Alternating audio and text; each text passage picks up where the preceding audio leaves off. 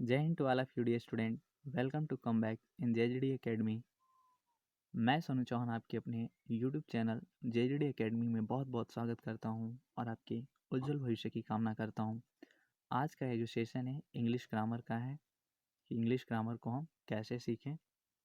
ठीक है, यह सेशन काफ़ी इम्पोर्टेंट सेशन है, सभी विद्यार्थियों के लिए महत्वपूर्ण है।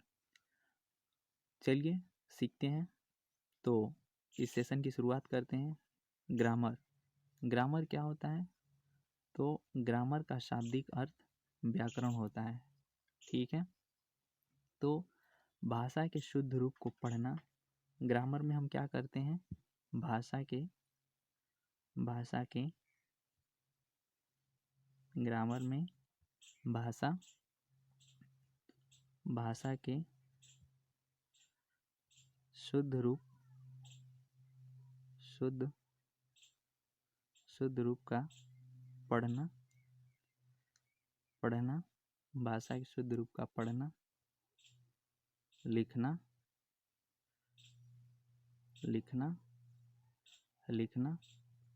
एवं शुद्ध बोलना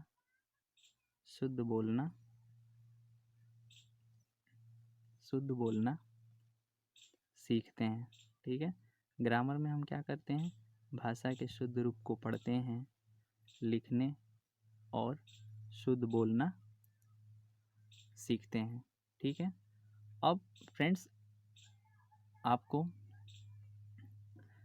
ये जानना जरूरी है कि किसी भाषा को लिखने या पढ़ने के लिए सबसे पहले उस भाषा के अक्षर की जानकारी हमें होनी बिल्कुल आवश्यक है। तो चलिए, इंग्लिश में कुछ अक्षर इस प्रकार होते हैं, जैसे लेटर्स, जिसका अर्थ अक्षर होता है। ये कुछ ऐसे वर्ड हैं जिनको हमें जानना बहुत ज़रूरी है। ठीक है, इनके बारे में कुछ सामान्य सी जानकारियाँ हम सीखेंगे। अक्षर क्या होता है, अल्फ़ाबेट क्या होता है, अल्फ़ाबेट जिसका हिंदी अर्थ वर्णमाला होता है।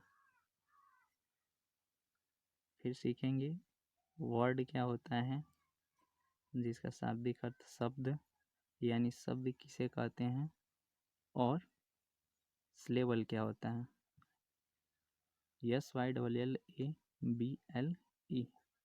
ठीक है, इस चीज़ को हम सबसे पहले समझेंगे, उसके बाद हम लोग को ग्रामर समझना बिल्कुल आसान हो जाएगा। तो चलिए सीखते हैं। लेटर क्या होता है, यानी अक्षर किसे कहते हैं। तो हम आपको बता दें कि लेटर्स जो अक्षर होते हैं ये शब्द के क्या होते हैं, सबसे छोटी इकाई होते हैं। ठीक है, यानी letters is a letters is the smallest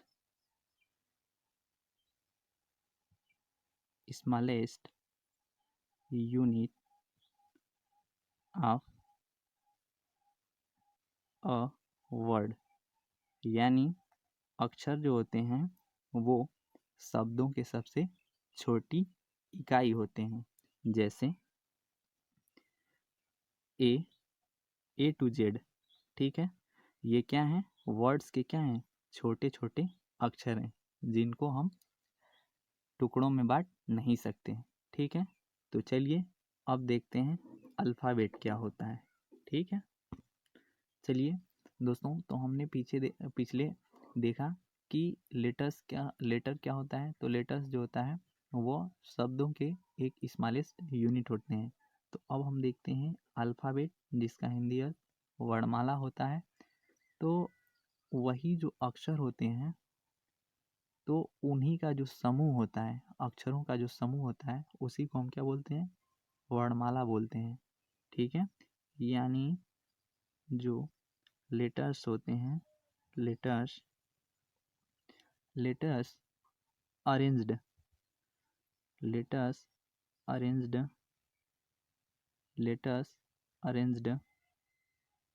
arranged in order, शब्दों का, अक्षरों का जो समूह होता है, ठीक है, उसी को हम क्या बोलते हैं?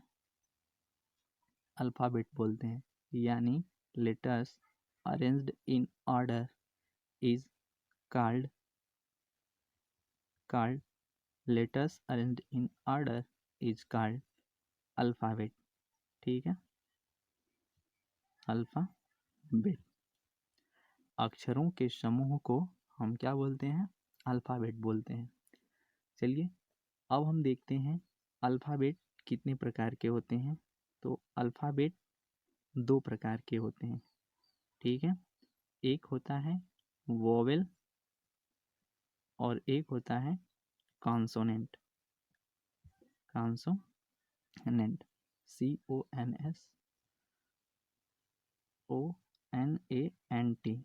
कॉन्सोनेंट, कॉन्सोनेंट का हिंदी अर्थ व्यंजन होता है और वावेल का स्वर होता है, ठीक है।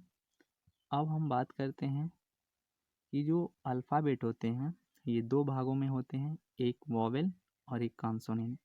वावेल की संख्या कितनी होती है? तो इनकी संख्या 5 होती है। कौन कौन होती है? तो बात कर लेते हैं।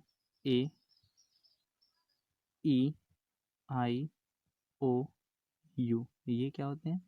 वॉवेल होते हैं। और इनको छोड़कर, वॉवेल को छोड़कर, वॉवेल को छोड़कर, वॉवेल को छोड़कर,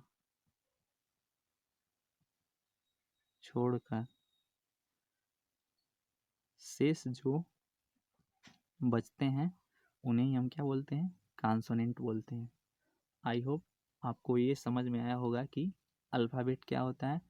तो अक्षरों के समूह को हम अल्फ़ाबेट कहते हैं। अल्फ़ाबेट 2 प्रकार के होते हैं, या अल्फ़ाबेट के 2 भाग होता है, वॉवेल, कॉन्सोनेंट। वॉवेल की संख्या 5 होती है, कॉन्सोनेंट की संख्या 21 होती है, ठीक है। तो चलिए अब हम सीखते हैं वर्ड क्या होता है।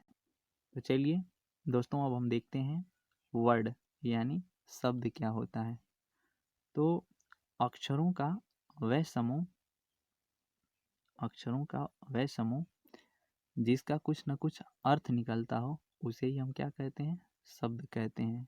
यानी a word, a word is the group, the group of letters, of letters.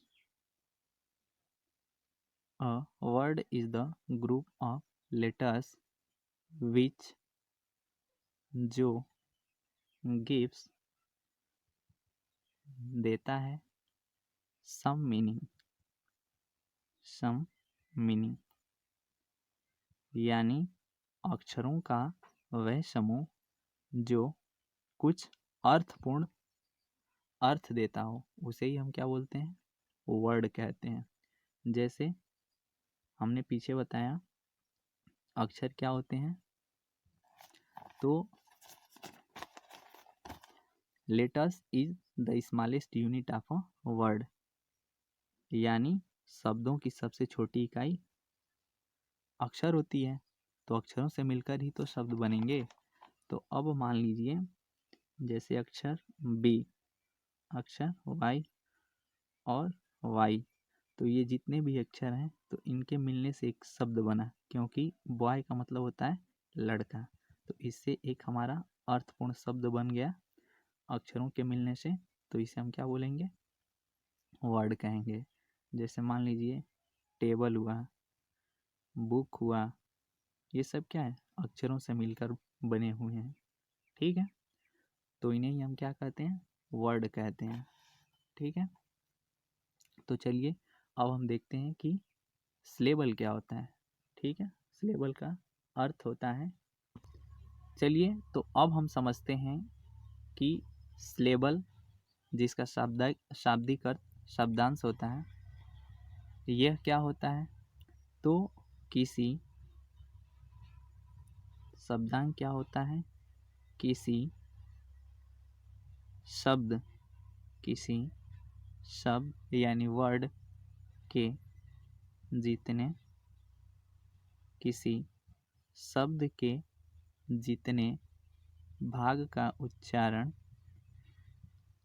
किसी शब्द के जितने भाग का उच्चारण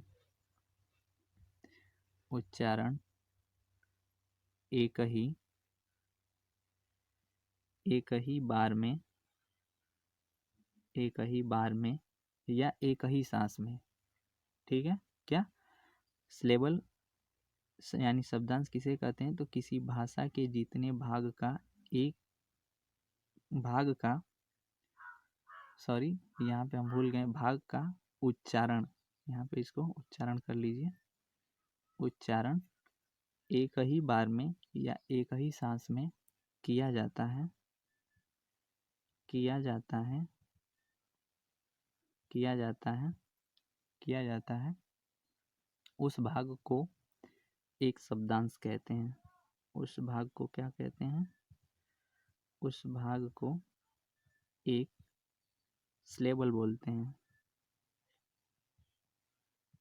ठीक है, यानी शब्दांश कहते हैं, शब्दांश कहते हैं।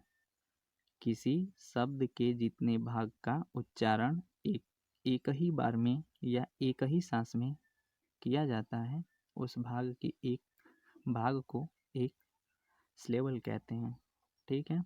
जैसे ब्यूटीफुल, BEAUTIFUL, ठीक है, इसको हम क्या पढ़ते हैं? Beauty, BEAUTY, beauty plus full, ठीक है। जैसे और हम देख लेते हैं, मान लीजिए इंग्लिश को ही उठा लेते हैं, तो ये इसको क्या कहेंगे?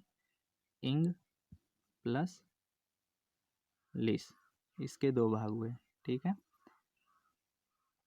तो यह क्या है? एक शब्दांश है। आई होप कि यह आपको बहुत अच्छे तरीके से समझ में आया होगा। अगर समझ में आया है दोस्तों तो कमेंट बॉक्स में कमेंट करके ज़रूर बताएं, वीडियो को लाइक करें और अपने दोस्तों तक शेयर करें। मैं जल्द ही मिलता हूं आपके अगले नेक्स्ट वीडियो में, तब तक के लिए जय हिंद, थैंक यू। इसको ज़्यादा से ज़्यादा तक शेयर करें, थैंक यू।